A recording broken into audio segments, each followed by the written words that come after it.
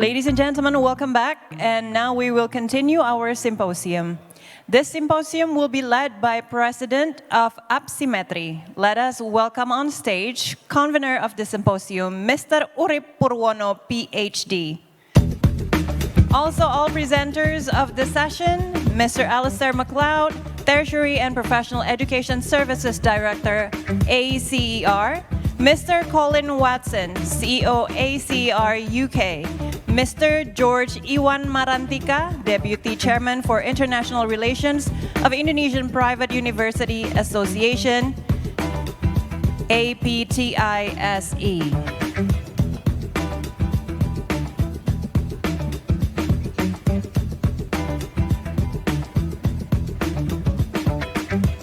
And I leave the floor to the convener.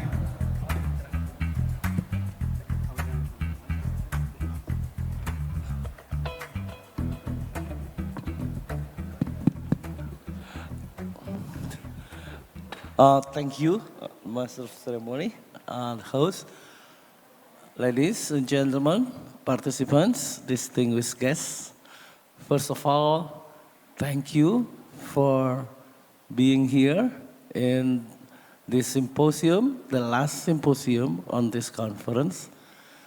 Thank you for already being here, while actually outside the weather was very nice. The sky was clear and the beach was beautiful, but all of you are here anyway. So thank you very much for that. And thank you also for to our speakers.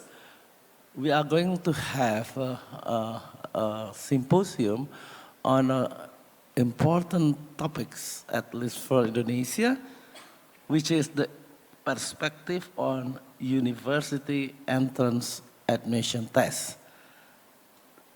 This symposium will take a look on university entrance admission tests.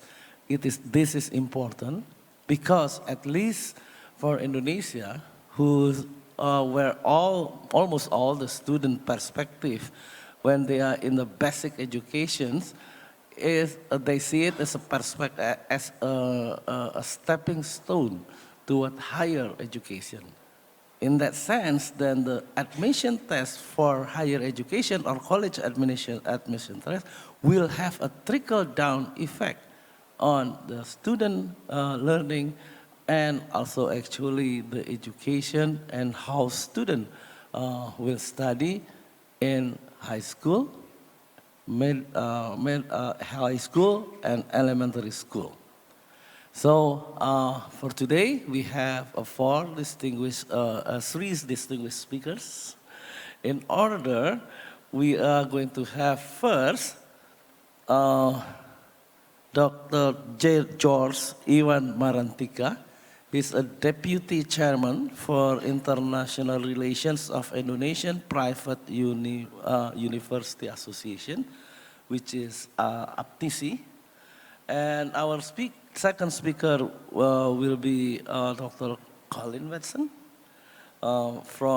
is a CEO of ACER United Kingdom. And last will be Dr. Alistair Macleod, Tertiary and Professional Education Service Director, ACER. So we're going to start, and let me first introduce our first speaker, which is Bapak George Iwan Marantika. Pak George Iwan Marantika is the Vice Chairman, Global Engagement Association of Private University and Higher Education, and board member of various digital knowledge economic companies, startup based in Indonesia, Australia, Singapore, and Sweden. He is a member of board of trustees of university in several private university in Indonesia. First, we are going to hear the perspective on college admission test or university admission test from the practical point of view, especially from the eyes of private university in Indonesia. Pak George, We are looking forward to your presentations.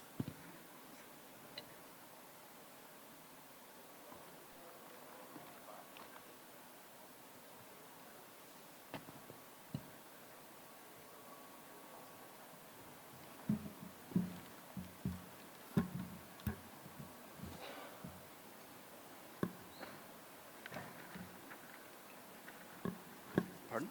Oh, okay. Forward doesn't take me back. Okay, this is forward and back. Thank you very much. Thank you, Pak Orit.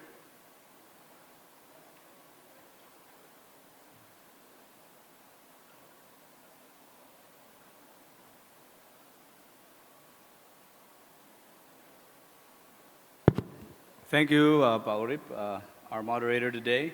And it is a true honor to be here today, well, obviously with the ACER. I want to thank Ibu Mariam, the leadership of ACER here in Indonesia has done, I think, a fantastic job in advocating and promoting ACER in Indonesia.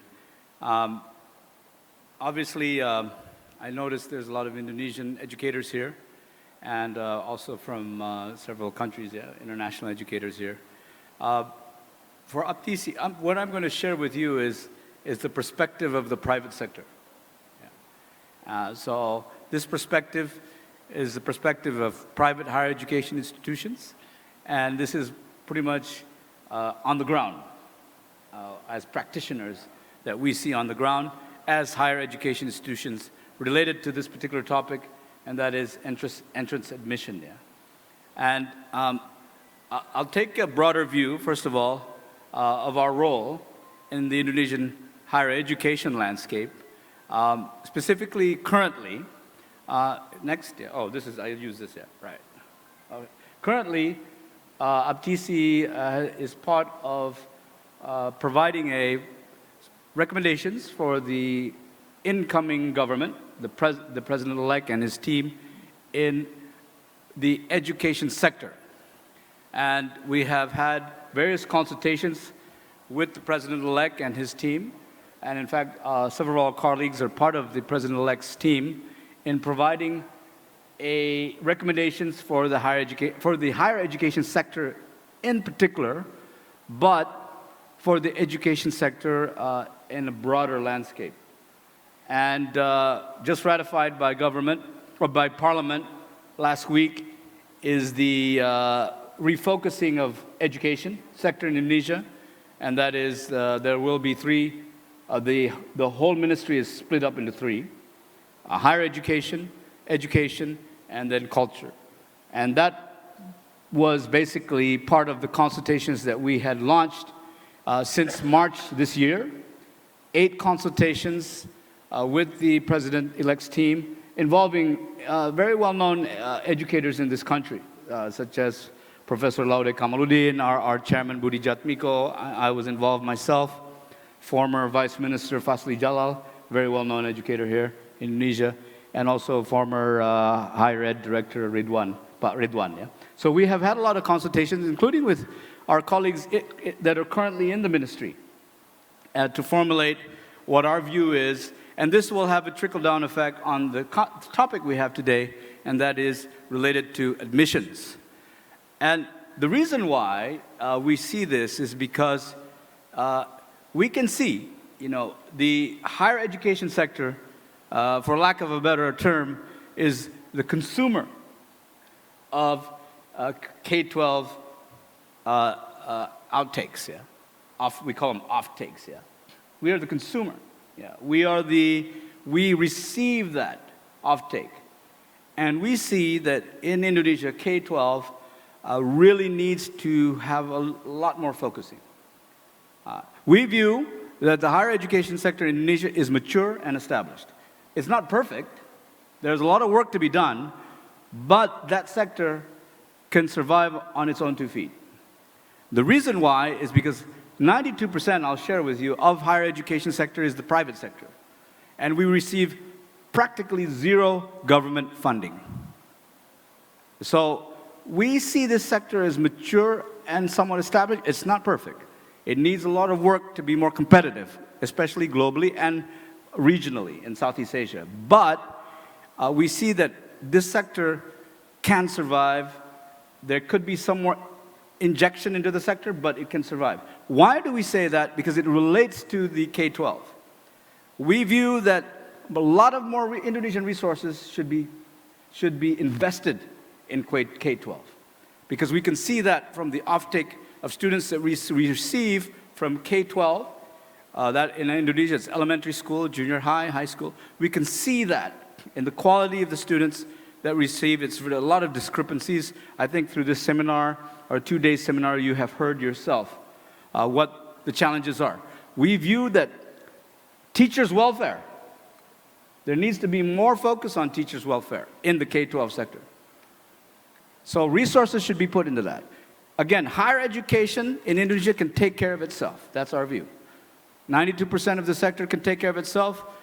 The public state universities or higher education institutions could take care of itself if it's managed better. But in higher education, we can take care of ourselves. The public funding, public resources need to be invested in K-12. That is our view, because we can see the intake that we receive in terms of student quality and the challenges there are. Obviously, teachers' welfare there needs to be a focus, ya. Untuk kesejahteraan guru, ya, kita harus meningkatkan. And there also needs to be a focus, and this is what the president-elect is very much focused on, is the meals program. And that is the nutrition that students get as they come into school, because the incoming government view that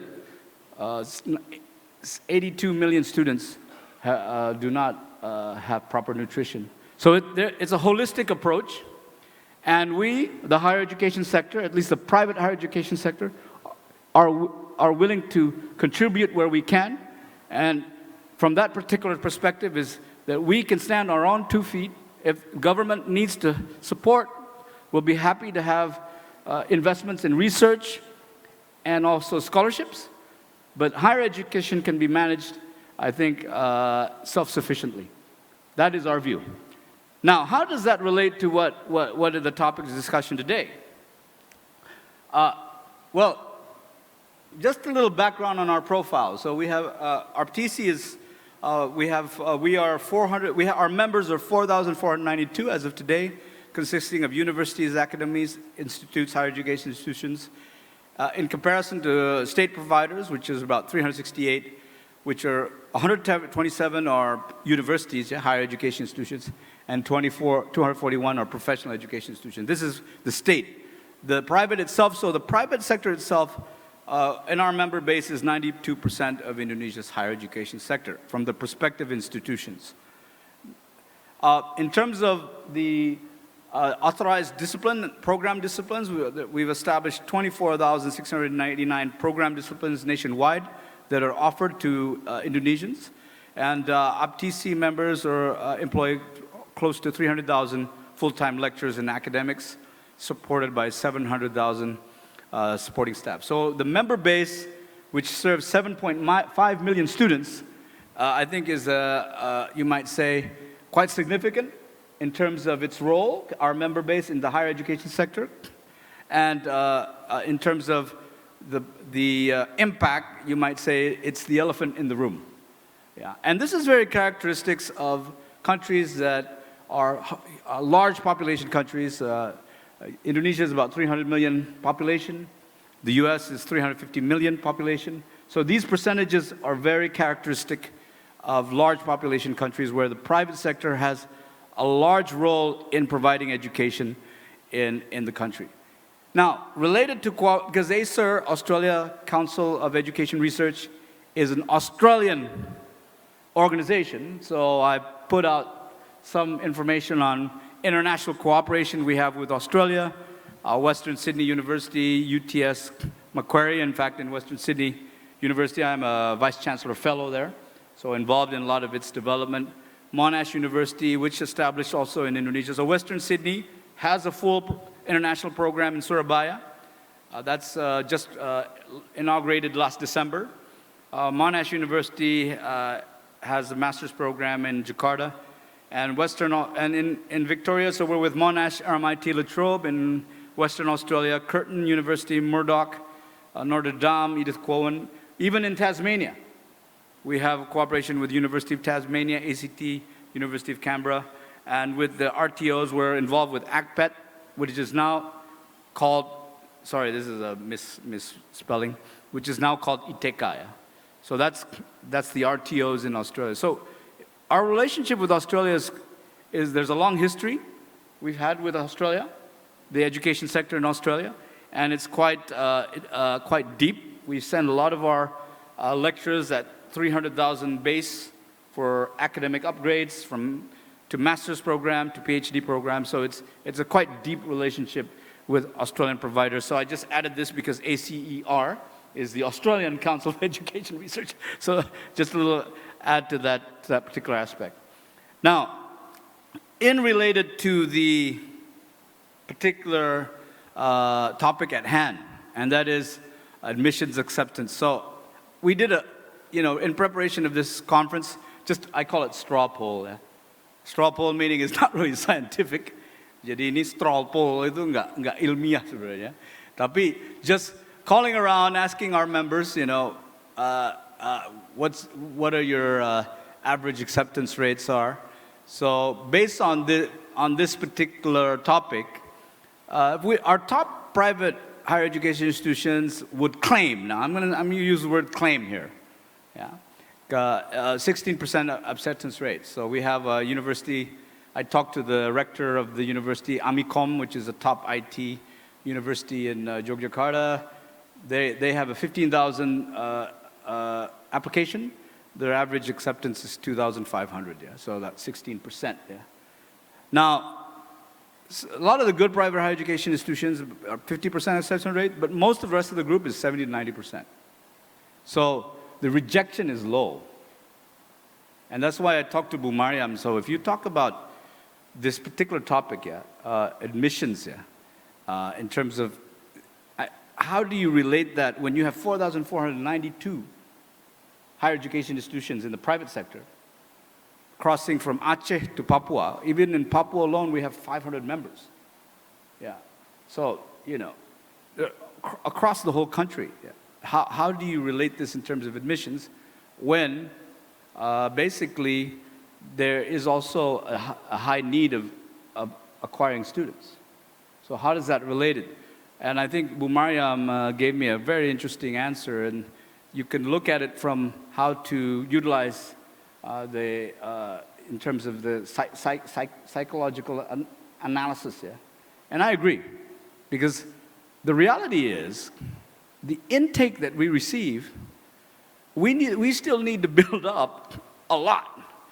Our resources, our lecture base have exhausted their time and energy to build the basics of our first year intake.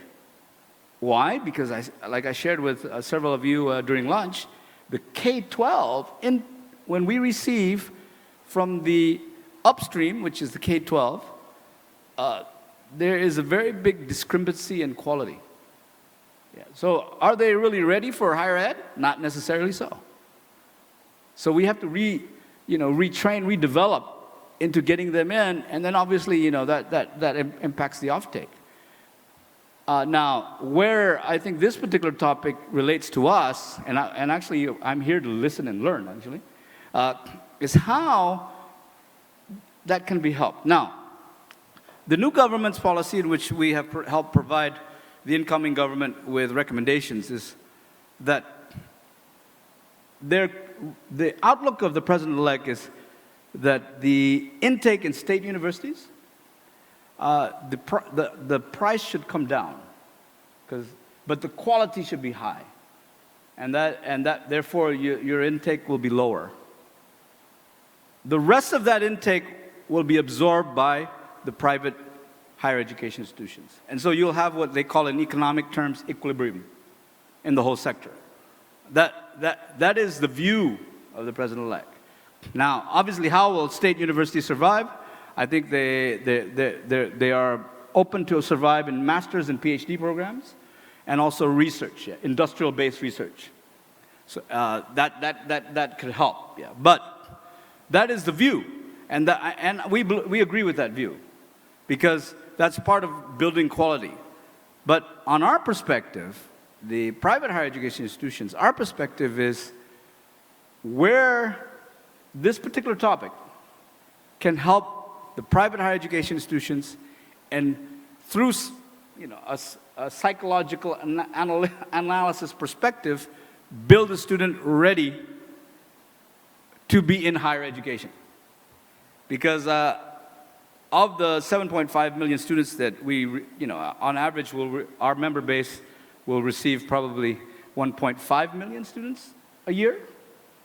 Yeah, 1.5 million students a year. What is the percentage of ready for higher education institution?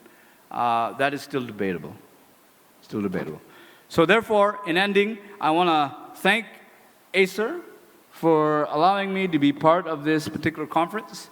And I also want to listen and learn from the perspective of the speakers here today on how we can basically holistically support the whole education system in Indonesia. Everything has cause and effect. Higher ed, K-12, there's a cause and effect. And in the systems approach, such as this, will be very helpful. Thank you very much, and I give the floor back to Pak Urip. Thank you. Thank you very much, Pak George. Okay, now to our second speaker, Dr. Colin Watson, which is the CEO of ACER United Kingdom. Dr. Watson is an experienced senior leader in education with over 20 years experience of developing and delivering national assessment. His previous roles was as the Deputy Director for Assessment Research and Development at the Standard and Testing Agency, where he was accountable for the validity and reliability of all national tests. Colin has also working internationally on the global standard work to support reporting against Sustainable Development Goals 4.1 on learner attainment. Dr. Colin, please. Thank you very much. So I'm going to start by looking at the context. So why are countries or why are universities making use of admissions tests? And you may be aware that a few years ago, at the start of COVID, many universities decided that they would stop using entrance admissions tests and would move to other forms of arrangements for admissions. But what we're seeing recently is that that is changing back again. So in the USA, several elite colleges have said that they will now reverse the decision to make test scores optional. In the UK, admissions tests have become more widely used as universities seek to find the fairest ways to find the strongest applicants. And in Ulster, the University School of Medicine is reintroducing selection testing after it moved to written applications and portfolios a few years ago. They'll be using one of ACER's tests. So after a period of moving away from testing, universities are going back to introducing standardized tests. So a little bit small to read there, but that's a quote from the Dean of Admissions at MIT, who says, "After careful consideration, we have decided to reinstate our SAT and ACT requirement for future admissions cycles. Our research shows standardized tests help us better assess the academic preparedness of all applicants and also help us to identify socioeconomically disadvantaged students who lack access to advanced coursework or other enrichment opportunities that would otherwise demonstrate their readiness for MIT. We believe a requirement is more equitable and transparent than a test optional policy." So they'd done some research and felt that actually they were disadvantaging some students by not having a test requirement.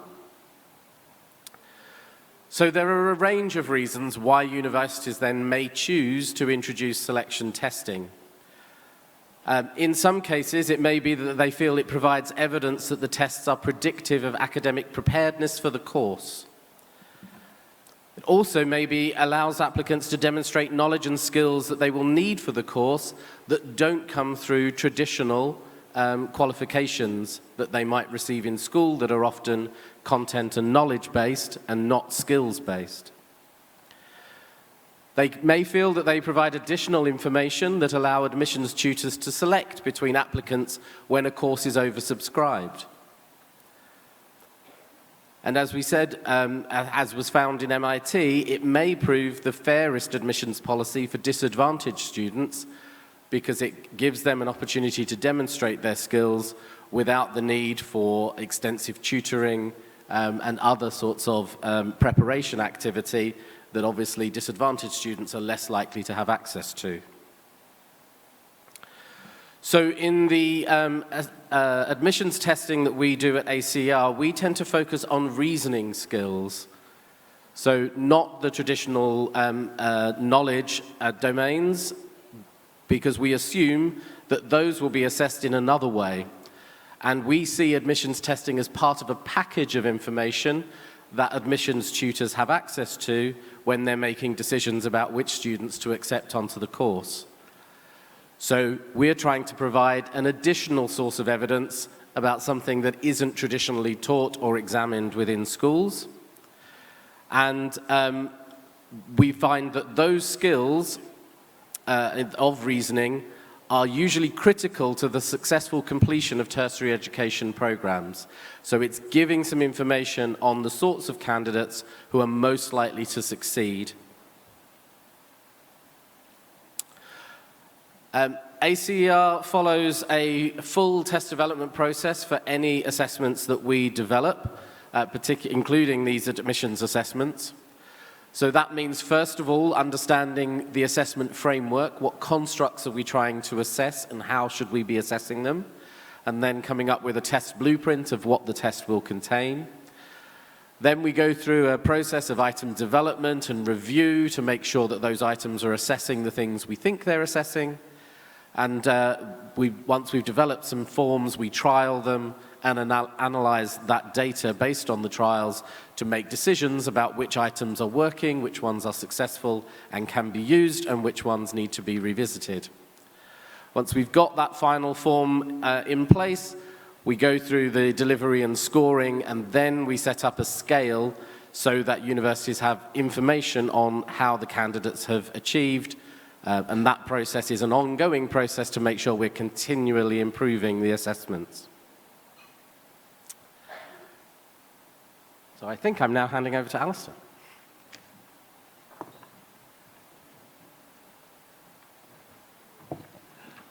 Okay, thank you. Thank you. I have to read first to introduce Dr. Alistair Macleod, Tertiary and Professional Education Service Directors of the ACER. He has been leading many ACER projects in tertiary and higher education and is currently a director in tertiary and professional education services at Australian Council for Educational Research. Dr. Macleod displays a robust skill set that includes business strategy, management, change management, account management, and new business development. Prior to joining ACER, Alistair was also CEO of White Cloud Global. During his time, Dr. Macleod was pivotal in managing the client relationship, facilitating all policy matters, and setting up contracts with venues to deliver the training. He is a key contact in relation to client and venues operations and successfully manage the training delivery with skilled stewardship. Looking forward to your presentation, Dr. Macleod. Thank you very much, Pak Urup. Selamat siang. I just wanted to start off by giving you a bit of a flavour of the work we do with admission testing around the world. There's a number of common factors with these tests. As Colin mentioned, reasoning tests form a central focus in these tests. They're also, with one exception, they're all delivered online. Somewhat interestingly, a number of these tests were paper-based tests until 2020, and I think we all know what happened that year. And we were actually able to run all these tests right through COVID, primarily because we were able to very quickly migrate some of these tests from paper to online delivery. There is one test in there, the P&G test, which, due to the technological challenges, if you like, of that particular country, does still have to be delivered by paper. I'm not going to, I just also wanted to mention though that in addition to admission tests, we do provide tests for a number of other purposes. So some are around working with clients like police and emergency services, customers who use the tests as a way of determining suitability of recruits. We also do some certification work in areas like teaching, financial advice, and with architects. And I wanted to focus in particular on the last one there, the literacy, numeracy and digital skills testing we do, which is primarily for VET or TVET institutions in Australia, so the RTOs that Puck George was talking about. And I think there are some parallels there with the challenges you were talking about with the low levels of rejection. Because in Australia, just about anybody who wants to undertake a VET course gets in. You know, hardly anybody is rejected. So it's really important that this testing is actually diagnostic in focus. So it's not about setting a minimum standard that future students need to meet. It's about understanding how capable they are of completing the particular course that they've applied for.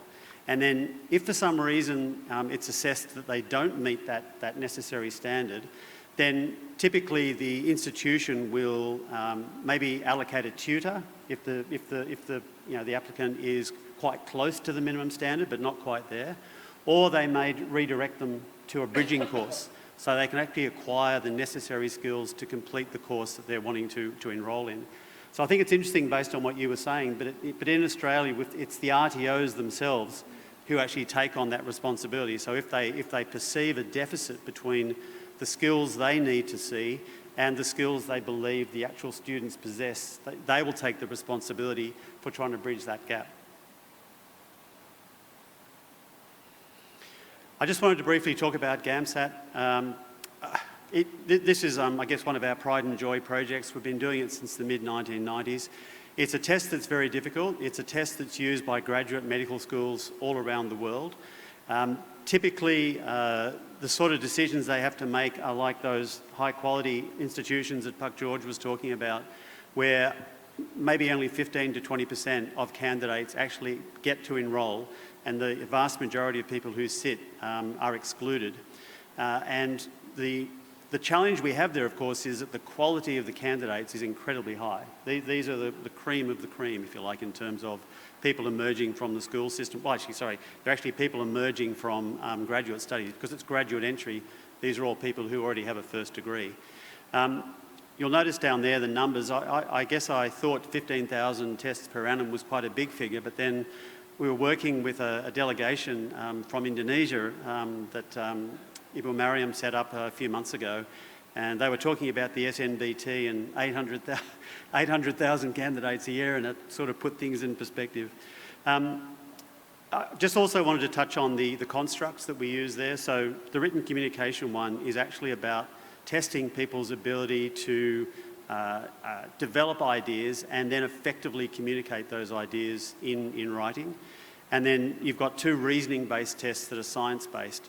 And I know there's, from some discussions I've had here with Ibuwati and others, that one of the challenges that some of the universities are throwing back on the school system is, or sorry, on the ministry, is that they would like to see the testing of sciences. So I think testing knowledge and understanding of the sciences as an admission process. We sort of do it in a more implicit way. So we are still testing reasoning skills. We're presenting people with data. We're presenting them with graphs and all sorts of different ways we can represent data. And we want them to then analyse and interpret that data and then answer questions that demonstrate their understanding of the data. However, they do need to have significantly high levels of knowledge around those sciences. So typically it needs to be at final year of school or first-year university level of knowledge. And if they don't have that, they won't be able to answer the questions because they won't understand the questions or they won't understand the data that, that the questions are focused on.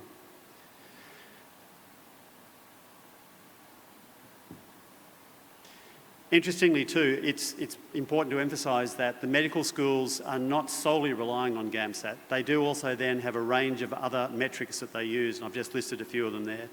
And also I think of interest is that they have set up specific pathways to meet the needs of, say, Indigenous and rural applicants in Australia, because they're underrepresented in the numbers that actually get into medical school. We also have a program called MSAT, which is currently running in Malaysia, and it's about, as Colin mentioned, it's about to be introduced in 2025 by the Ulster University in Northern Ireland. So this is not the multi-stage adaptive test, so I apologise that we're sharing an acronym with Indonesia. But along the same lines as I mentioned with GAMSAT, it is still very much focused around critical reasoning, reasoning tests, both in terms of critical reasoning and quantitative reasoning. But also interpersonal understanding, which is an interesting one because that's more about being able to interpret others. So understanding the way that other people might react in particular situations. And I think you'd agree that's a necessary skill for future doctors.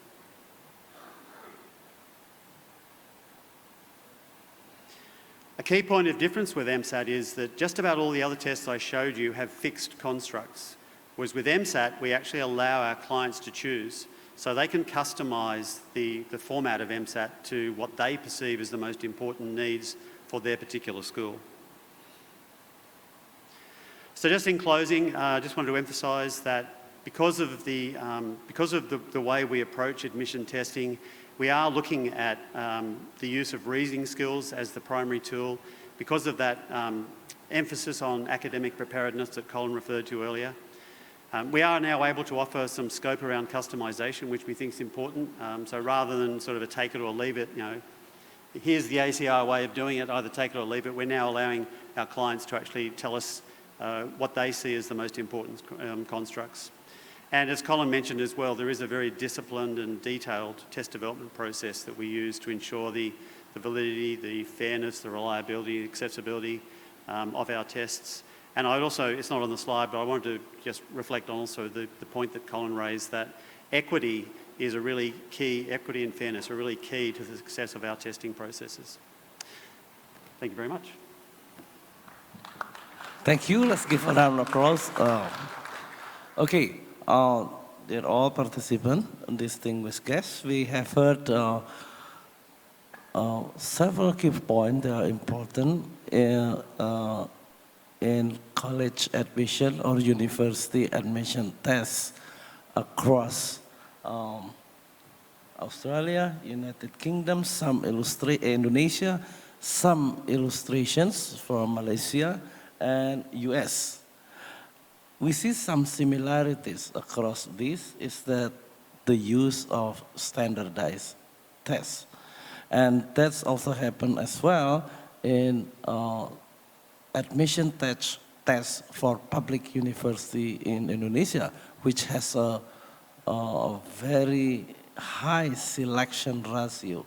For example, last year's 900,000 students was tested in one sitting, and about 200,000, less than 200,000 students was accepted through the testing based on the standardized test.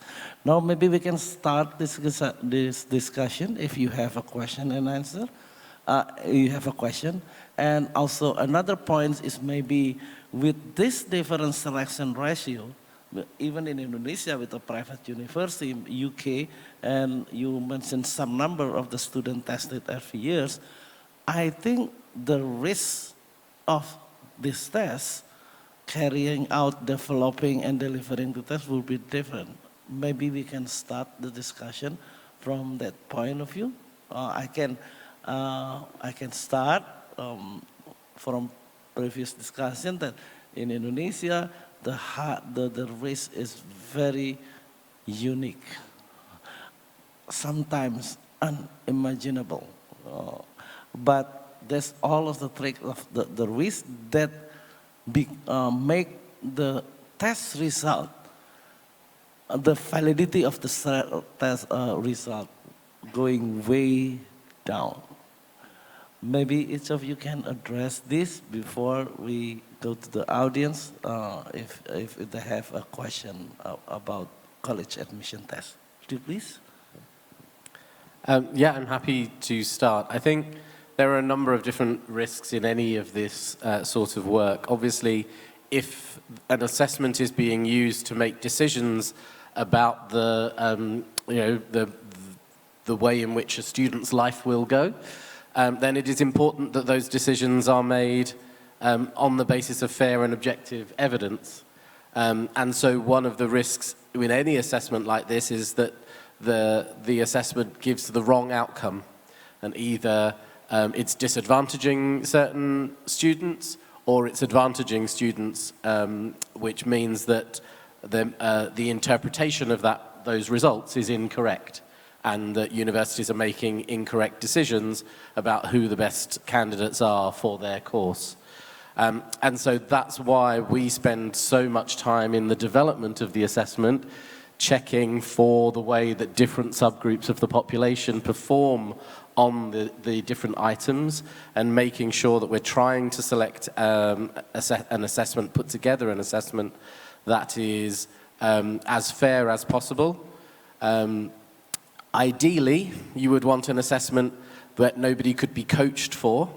I think that's an unachievable outcome. But obviously what you don't want is for people who can pay to a tutor to support them are more likely to get through than not. As we say, I don't think we can ever really fully eliminate that as a possibility, but we want to try and minimize so that universities are making decisions based on the candidate rather than on the support the candidate has had. So those are some of the key risks I think that there are. Thank you. Okay. Pak George, you have anything on that? Yes, thank you, Pak Urip. Well, first of all, thank you for the presentations that colleagues just shared. I think I learned something today about the diagnostic approach. I fully agree with that. And because the reality is in Indonesia, yes, the top state universities like University Gadjah Mada, which is in Yogyakarta, where I'm from, ITB, and next time, just to do a little pitch here, if ACER wants to do another conference, a conference such as this, I'd like to invite you to Yogyakarta, yeah, which is the center of Indonesian education. Yeah? But I think, because I'm just, again, you know, congratulations, yeah, this is amazing to do an international conference on this particular issue here in Bali, so love to invite you in Yogyakarta. Or ITB in Bandung, which is the top engineering school, it's Indonesia's MIT, or University of Indonesia's top state university in Jakarta. Their rejection rate is probably 9 to 10%, yeah. So meaning that their rejection rate is, their acceptance rate is 9 to 10%. Yeah. So they reject 90% of the applications. Yeah. But they have these top state universities also, they have what's called a independent program. So those programs, in my view, are probably their acceptance rates is 50%. This is where the state universities basically are conducting programs off the national budget. So not subsidized. It's like a private, it's like the private sector. Now the private campuses where I'm involved is, we have pretty much, to be honest, we almost accept every student that applies, on average, except for the top ones like UPH, Pelita Harapan, which is, our BNews. So of those 4,400 campuses that I just shared, we have a high acceptance rate, if not 90%, close to 100%. So how do you use assessment? And that's why I think diagnostic is very important, because why? We would need assessment to build the student up, actually. Because like I shared with you, the intake, what Pa Urip diplomatically said, was unique, yeah. What I mean, I think, if I can be very open with you, the intake, we don't know what the intake looks like. I'm just being very open, yeah. Because, but so when we get the intake, we would be very surprised. In certain, I mean, you wouldn't, we have an island called Nias. You would be very surprised. It's a rural, low-income island off the tip of Sumatra. It's a small island. The quality is quite high. But in certain parts of Indonesia, you'll have a discrepancy. You know, you would receive students, you reckon they're graduating from high school, Okay. but you know, there's challenges. I mean, I'm just trying to be polite here. And so, how do you use assessment when on the supply side need the students also? You know, so it's almost and this is not just private; it's also state. Yeah, pretty much admissions is, you know, close to, you know, accepting most of the students. Now, so how do you use assessment? And I like that diagnostic approach. I mean, I use an element of psychological analysis because, you know, you want to understand the human aspect of the student. Diagnostic for reasoning, that was, you know. So this is where ACER, I think, can have a role in Indonesia. Because it's quite complicated and the approach has to be quite sophisticated.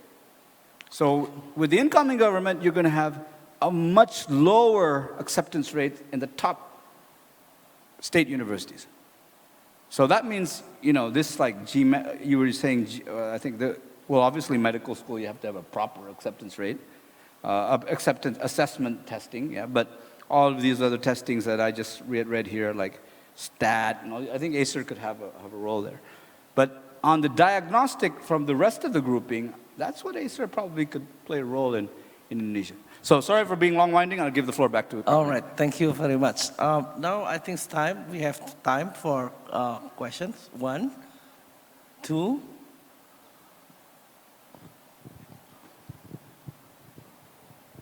I have a sign from the back side. Okay, then we take 2 questions. Thank you. Okay, thank you, Pak Urip. Hello, the panelists. I'm Angela from Pusat Studi Pendidikan dan Kebijakan. So, from my own personal observation, actually, I see some issues on low quality of inputs of teachers candidate in Indonesia, where a large percentage of teachers candidate were moderate to low performers in their prior grade. And teachers education program at the university is also not a competitive major, like the acceptance rate is very high. And I also see that, I think personally, decrease the acceptance rate of university entrance for teachers education might effect negatively influence the participation rate of higher education in general. So I see a trade-off between the higher education participation rate and the quality of future teachers that we want to prepare, and further the quality of learning. So what are your opinions on this, and how do you think the government, the policies, of course, universities, public and private, academicians and researchers could do regarding these issues? Thank you. Maybe anyone of you? All right. I'll have a go. No, thank you for that question. And I think that's a common a position internationally as well. It's not just in Indonesia that teacher training courses are undersubscribed. And therefore, there are questions about whether you're getting the best people into teaching. Actually, I think a lot of the discussion over the last couple of days about helping teaching to be seen as that sort of profession that is about learning and encouraging people to see teaching as a viable career opportunity, because actually what you do as a teacher is very important, I think is one element of that. Generally speaking, pay of teachers is often another reason, another barrier to getting more people in. And in some countries, like the UK, we have bursaries to encourage people to go on to teacher training courses. There may be other routes into teaching. Again, in the UK, some people will do a teacher training course after their degree. Some people will do an education course as their degree. But others who've been doing work in other fields may transition into teaching, and they do an on-the-job training. So they don't go to university full-time. They go to a school and they work in the school, and they're mentored and supported in there. So there are different routes into teaching that may be something that could be considered. But I think increasing the status of teaching by showing the importance of the work that we do is obviously something that's also important. Okay, thank you. Does that answer your question? Okay, the second question.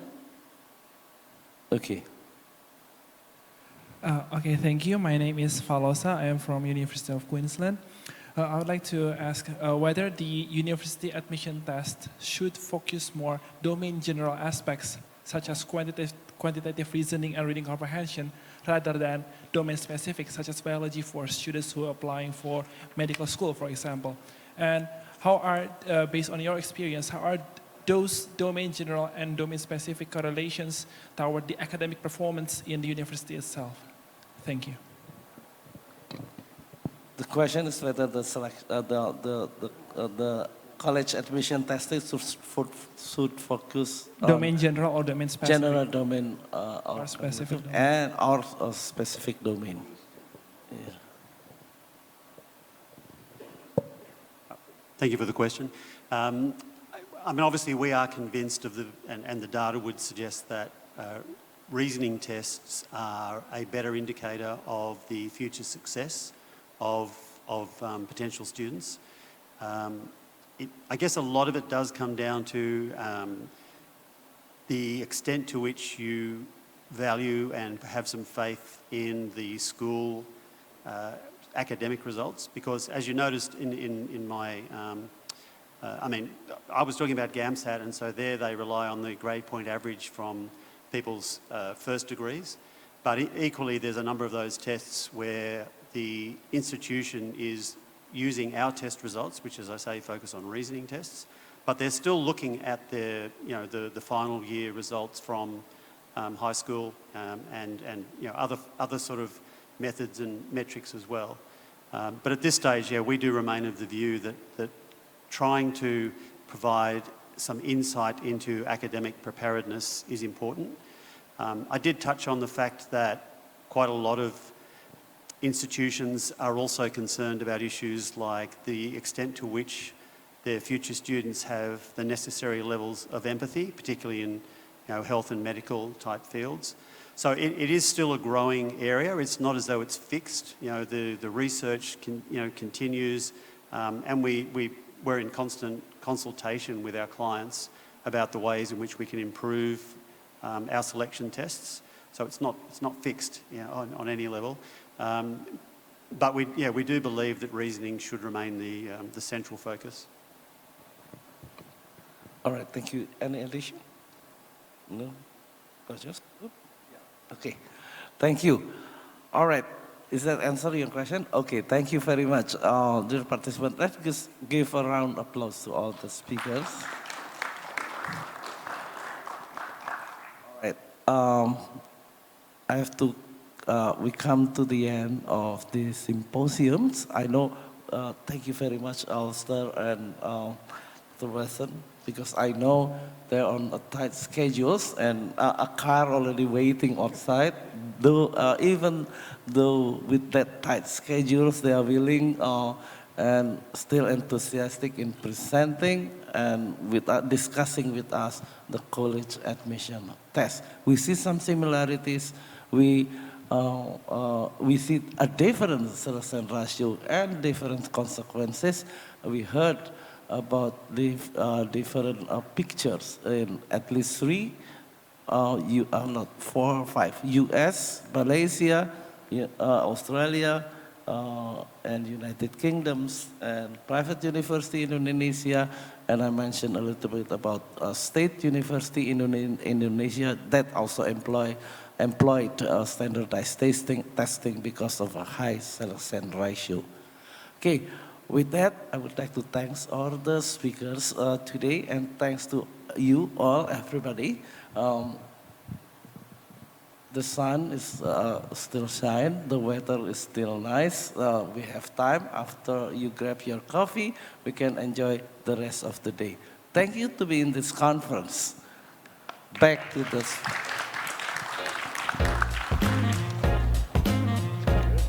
Thank you, Convener and presenter. Please remain on stage for a token of appreciation. We would like to invite Mr. Bahrul Hayat, PhD, to give the token to all presenters and Convener of the symposium.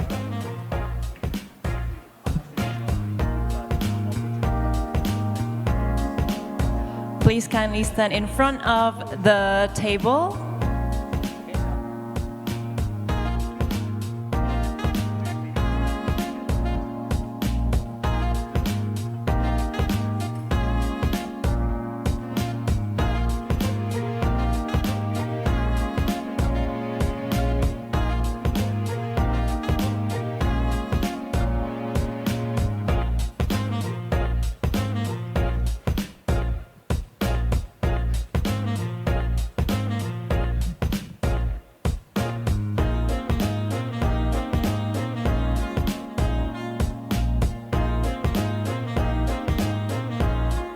Also, please come to the center of the stage to take a photo.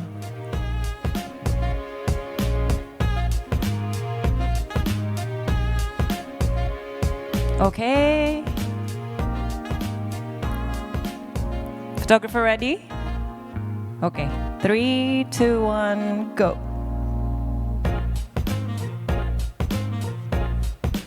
Thank you very much, everyone. Please return to your seat.